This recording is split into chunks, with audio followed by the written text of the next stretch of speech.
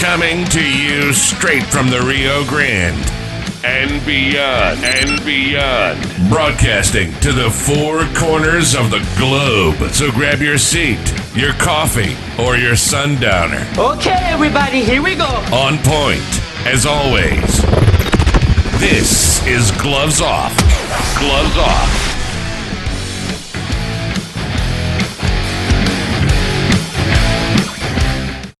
Have you ever wondered about what happens in a martial arts studio? Well, you start right away by setting goals, building determination, gaining focus, building skills, all while becoming more fit, gaining confidence, and learning self-defense. Buitron Academy is a school where attitude meets aptitude. So give us a call at 956-401-4868.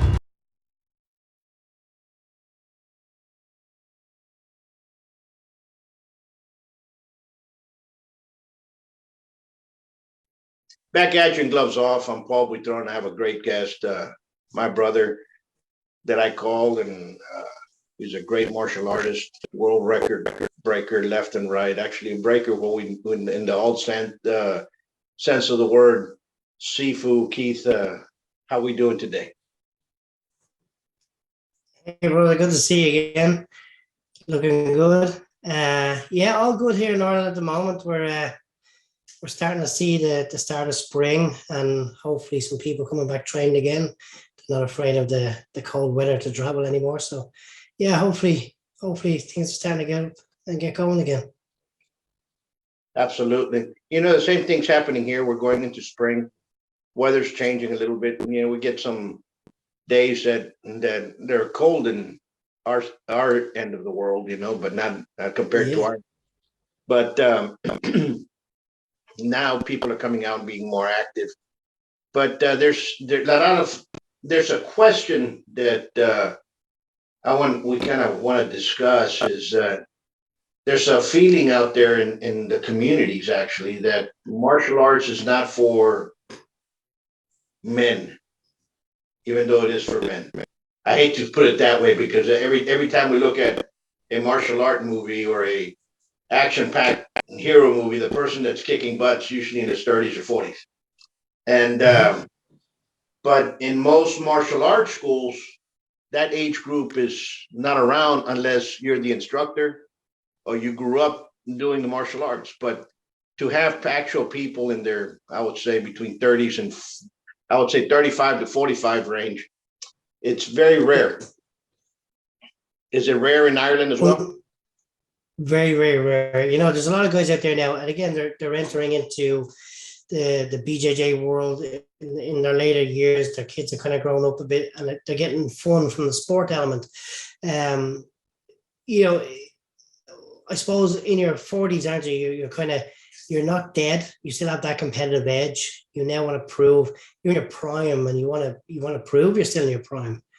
And guys I talk to, you know, they want martial arts where they can win.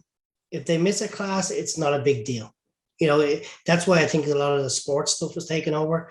If they go in and miss a class in BJJ, they haven't missed a vital part of a technique. They can pick it up the next class. Where with the likes of yourself with the Kempo or me with the Kung Fu, if you miss a certain class, you've got to catch up and you've missed a vital step in something that's going to help develop, whether it be your conditioning, whether it be a form, a kata, and knife defense, whatever it happens to be.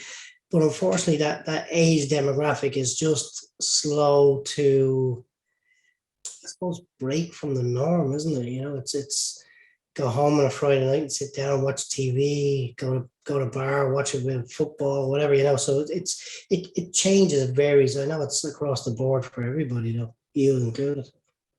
Yeah, absolutely. You know, even when I was younger and had the school in Dallas, and you know, I've been operating a school for the last 30 years, if you want to put it this way, here and in France.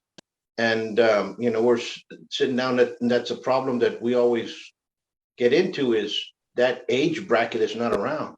Most men that age bracket, of course, you know, life hinders in there. You have more work time that people are working. You have more responsibilities as per se. You have to pay, whether it's you're paying a mortgage or you're paying your rent or you're paying for your kids or what have you. You're doing a lot more. There's more. The responsibilities of you come, they hit you. But I see a lot of folks are really in that age bracket are really scared about crime. They're really afraid of what's going to happen to them in the parking lot and what's going to happen to them here, what's going to pack. So that the impact of the actual crime happening towards them is there. Understand what I'm saying? Is that is that the same in Ireland? Yeah, well, there's a couple of different points I can come across with across that question. So number one is crime in Ireland has gone through the roof in the last year. So we're really in a lot of crime, a lot of difficulty at the moment here. We won't get into it because it becomes political. But people have to realize that, okay, in your 40s, we're gonna pick somebody. I'm 47. I got a daughter who's 9. I've got a daughter who's 7. I want to be able to protect my kids. I'm at an age now where I'm not able to. Okay, I might be an exception to the rule, but at 47, I don't expect to be able to fight a guy for 5 3-minute rounds or 3 5-minute rounds. That's not what I'm into anymore. I'm now into get this done and get it out of the way as fast and as efficiently as possible. That's why I do so much conditioning. That's why I do so much training in the way I train. It's now become a point of, instead of throwing a combination at a guy's head, I'm now kicking him in the knee, or I'm doing something maybe a little bit what would be considered dirty fighting. But when it comes to street fighting, there is no such thing. It's kill or be killed. It's going to be, what do I need to survive? It goes back to what my master said, though. And he said, when you go to your training hall, if you're only training for 1 hour, as soon as you walk in that door, I am now Keith. I'm there for Keith. I'm not a father anymore. I'm not a husband. I'm not a worker, an employee, an employer. I am Keith, who is there to make improvements to me. So he said, when it comes to all these people and they come to you and go, I'd love to do that Kung Fu. I'd love to do what you're doing, but I don't have the time. Well, actually, you do have the time, because it's 1 hour class, maybe 2, 3 times a week. If you take out going on TikTok, going on Facebook, going on Instagram, you lose an hour just doing that. And that's the hour you could have trained. And those little things become accountable to you. And I think people have forgot about accountability. And so to without diversifying on that question too much, people have to realize that there's danger around every corner. No matter where we go, no matter what you do, how you hold yourself, how you walk, how you talk, you can be the next victim. And there's a friend of mine who teaches a lot of door security staff. And he walked into a room with 30 people. And he said, okay, guys, my name is Paul. Today we're going to talk about the fact that there's 30 guys in here and 6% of you guys are going to be attacked within the next year. Let's get on with this course. And people were going, 6%. And they were trying to do the math straight away. 6% is going to be attacked. And they're trying to figure out. And then he says, which one of you is going to be part of that 6%? He said, which one of you is going to be attacked? And which one of you is going to be prepared? So that's where it comes down to. And like you said, it comes down to, I suppose, people talk about a midlife crisis. You're in your 40s, you have a midlife crisis, you might buy a new gun, you might buy a new car, a motorbike, whatever. But that other midlife crisis could also be, this is the time in your life where you now have an 18-year-old sophomore, junior, whatever, and you have to protect them. You're the protector. No matter what happens, you are their protector. So I think going across that is definitely people in this age group that we're talking about need to train. Absolutely. And more so, you brought up a bunch of great questions. One, midlife crisis. Second, the thing about protection and crime in the street. Thing about getting a fight over with in seconds flat. I'm gonna tell you why. There's statistics that show that fights do not last more than 8 to 10 seconds, period.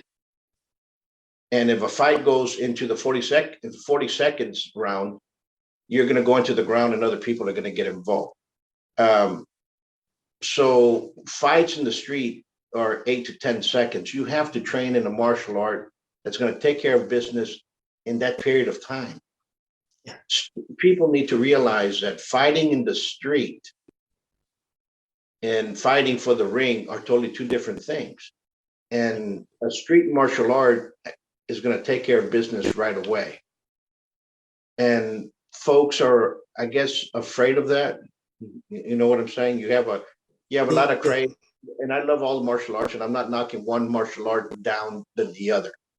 But the reason why jujitsu, you said jujitsu is so popular, is because jujitsu plays to the person that is going to be, that's not going to hit somebody in the face. It plays to the person that's not going to get kicked to the legs. It plays to the positioning that you do not have to condition as you condition in other arts. So people feel safe and they're learning safe and they're in a group and all that energy's in there because it's a wonderful clubs. When you go in there, there's a lot of energy. In the Brazilian Jiu-Jitsu clubs, there's a lot of energy. There's a lot of pride. There's a lot of that type of energy build up self-esteem and self-confidence in a person that produces a kind of no fear factor. And I'm going to bring it to the Marines, the U.S. Marines, as well as the Royal Marines. They both have a huge pride factor, and pride can get you killed, and it's gotten them killed for the longest time. But yet, pride is an energy level that is outstanding. That people walk around with pride.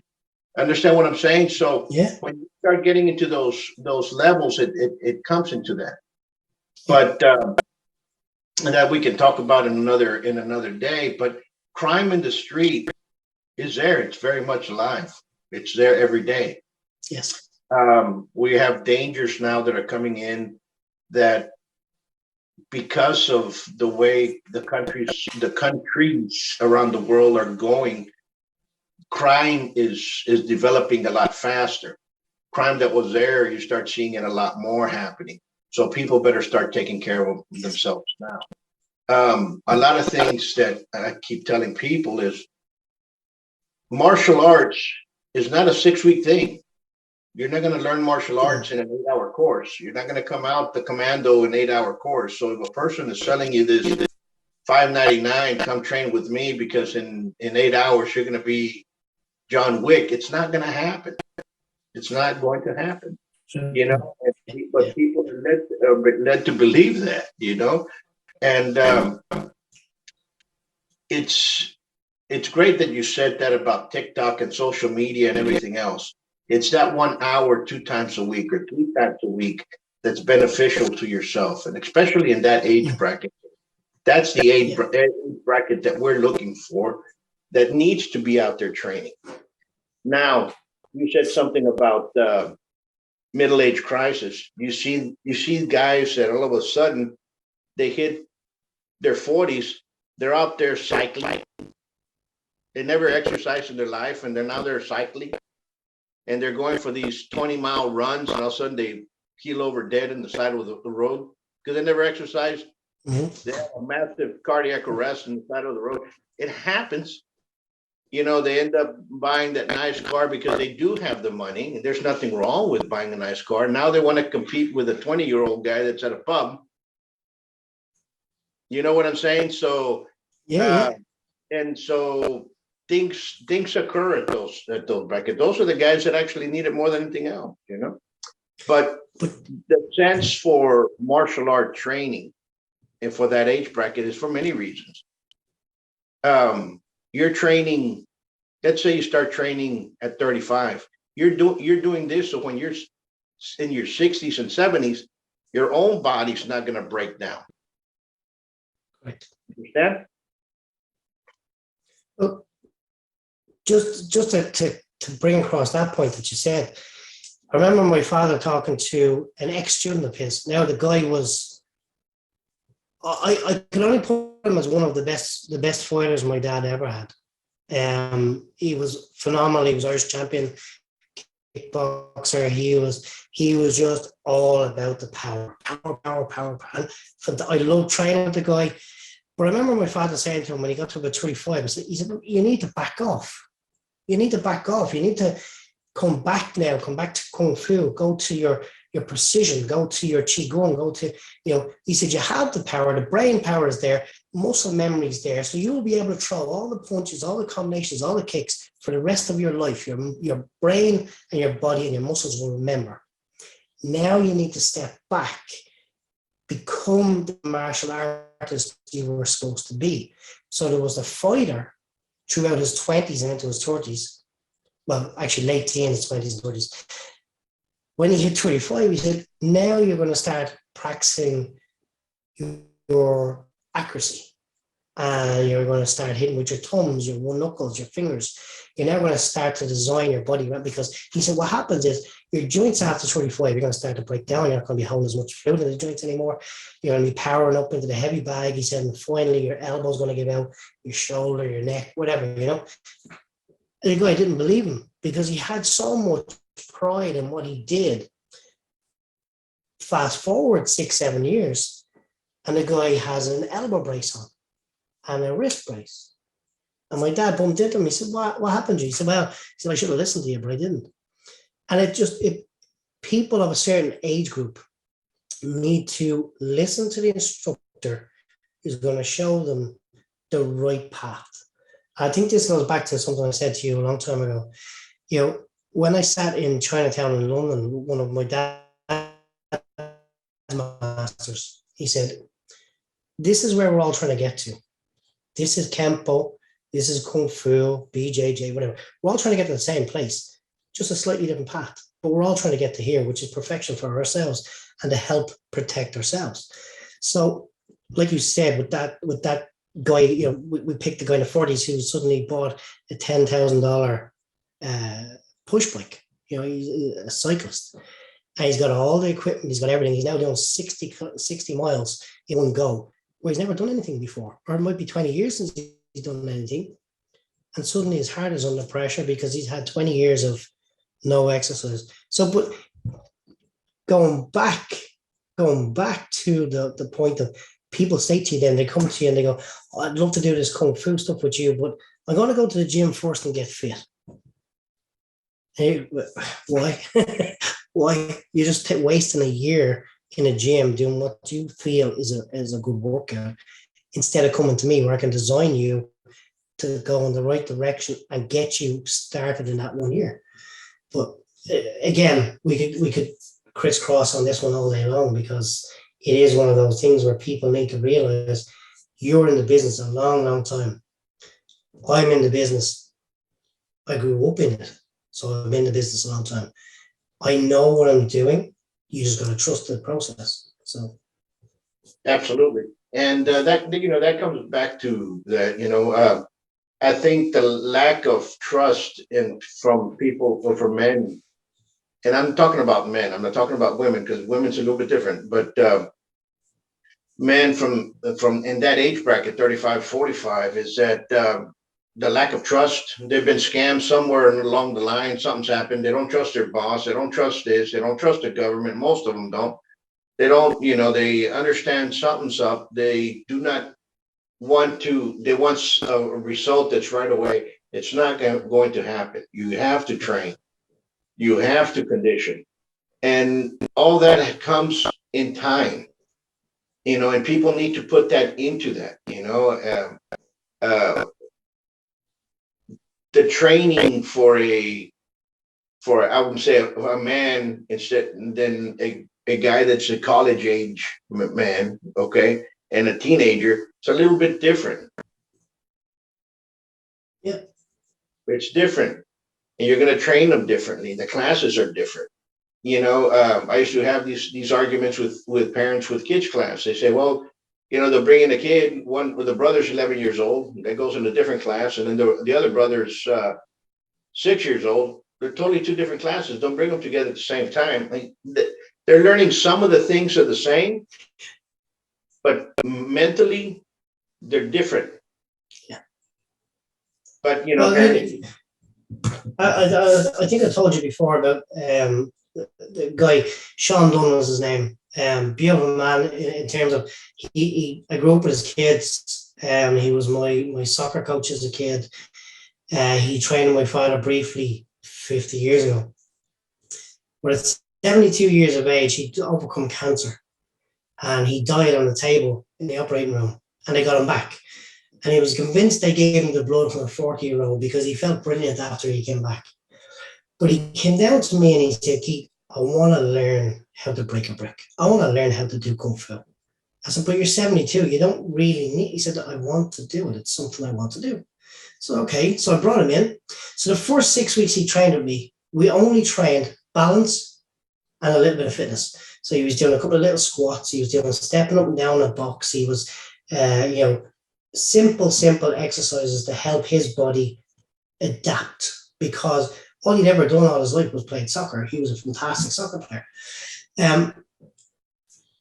When Sean started with me, though, other people started to come because they seen this 72-year-old man starting to train like me.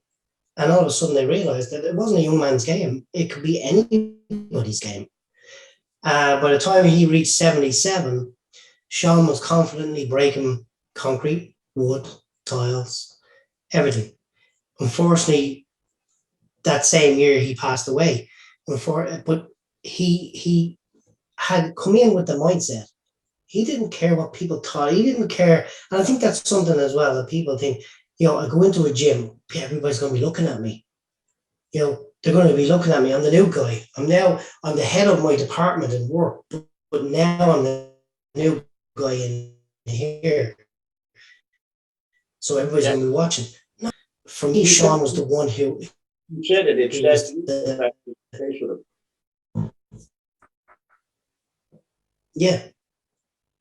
You when I look back, I'm the chief manager. I'm the chief director of marketing here. I'm an attorney here, but guess what? I'm going to be nobody here. Wait a minute, what's happening? I mean, it has nothing to do with that. No. Brother. If a man at 72 can do it, anybody can do it. Absolutely. My oldest student here for a long time. He was an attorney. He was 78 years old. Wow. And he trained. Of course, he trained with my uncle. He was one of the best boxers Laredo ever had. His name's Jimmy. He came over here and he said he wants to become a silver glove because he always knew about the art because of my uncle, but he never followed. He only followed the ring. So he started training with me when he was in his 60s. He was like 61, and he left when he was 77. So he ended up becoming silver. He ended up having a coach. He ended up having a club. At one time, he was teaching kids and stuff, and it was good to see. Fantastic. But brother, we touched up on some points, and that point and this goes out to those that age bracket of men, 35 to 45. It's never too late for you guys to start training, and also let the ego aside. Find a place where you feel comfortable, and they're going to train you, because there's also a lot of schools that are not, how can I say, adequate to teach that age bracket, because their concern is teaching kids and so on and so forth. So you have to find a style that's suited for you. You also have to find an instructor that's suited for you. And you also have to find a place where you're not going in there with a bunch of young people that are training for fighting and they're going to use you as a sparring partner. You have to go to a place that is going to teach you and condition you. Am I correct? Correct. And again, the other thing you have to remember too, we talked about the trust in the instructors. I've always been a firm believer. If one of my guys came to me and said, "Listen, I really would like to try some Kempo." Cool. Well, listen, I'm going to call Eddie Cummins, who's one of the best guys around. Go see him. Or I'd really like to see how I would fit to Muay Thai. Okay, well, I'm going to send you that, because I'm a firm believer. I am not the best at everything, but I want to try and guide you to what I believe to be somebody I know and trust and can do that martial art.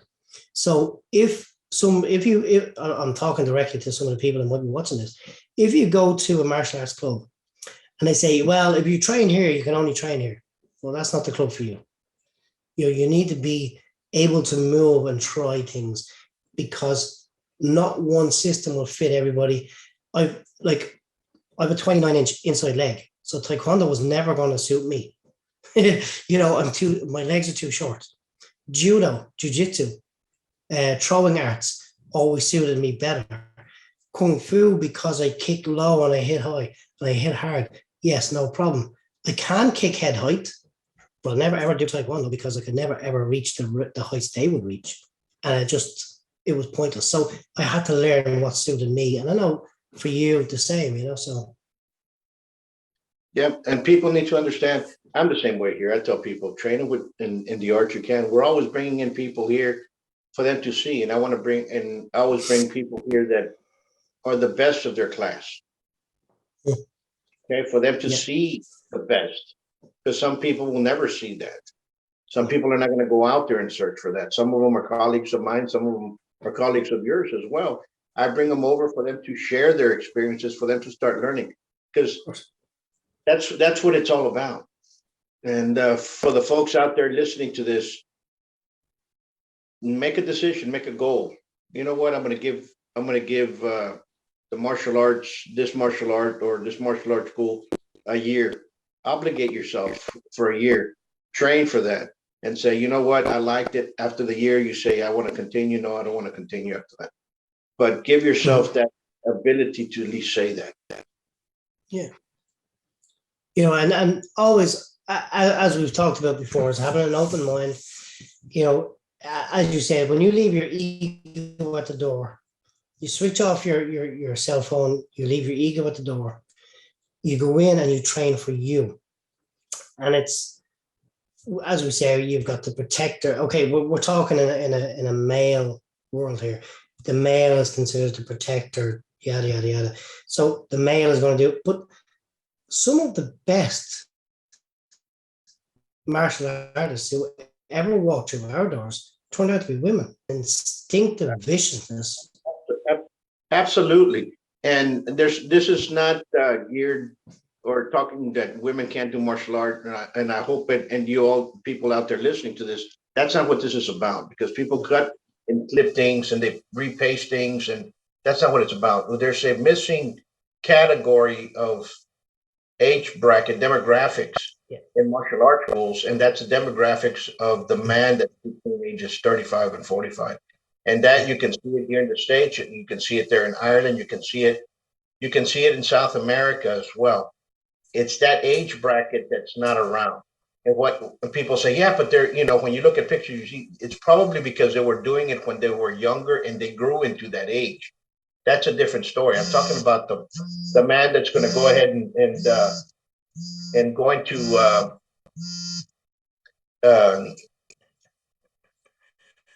is going to turn off the alarm on this tablet.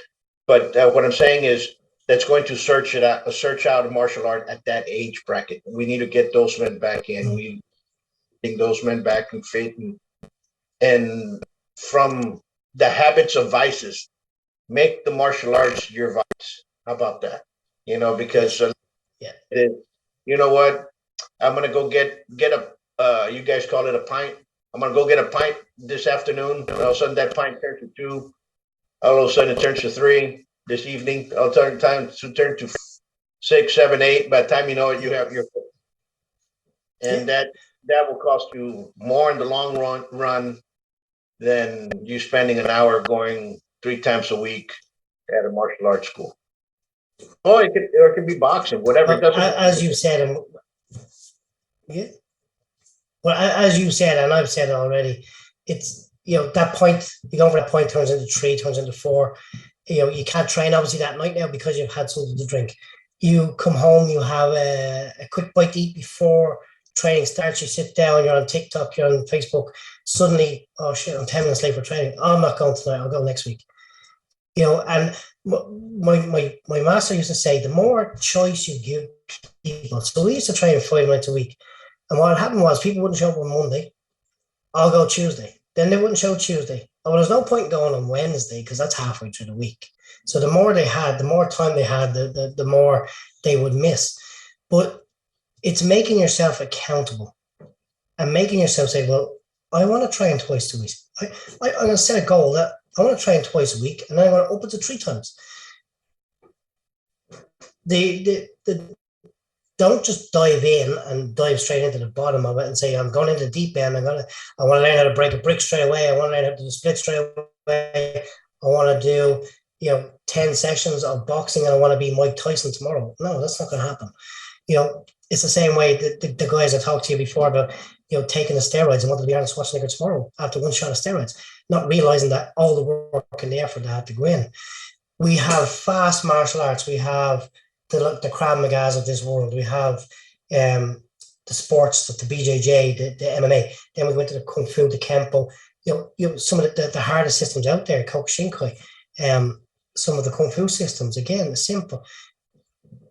Once you're training, you pick what suits you and what suits your level, but also pick your pace. So, absolutely, and understand what it's for and understand the mentality that why you're training. Are you training martial arts for longevity, or you're training martial arts because you have that fear factor, as we talked about, of crime? Then you have to train that set of mindsets. And my brother, we're running out of time. It's always a great pleasure talking to you. But for you guys out there, if you got something out of this, you liked it, press like, press subscribe. Hopefully you got something out of the content that we're talking about, because we're talking about a missing demographics within the martial arts, and that's the 35 to 45-year-old man.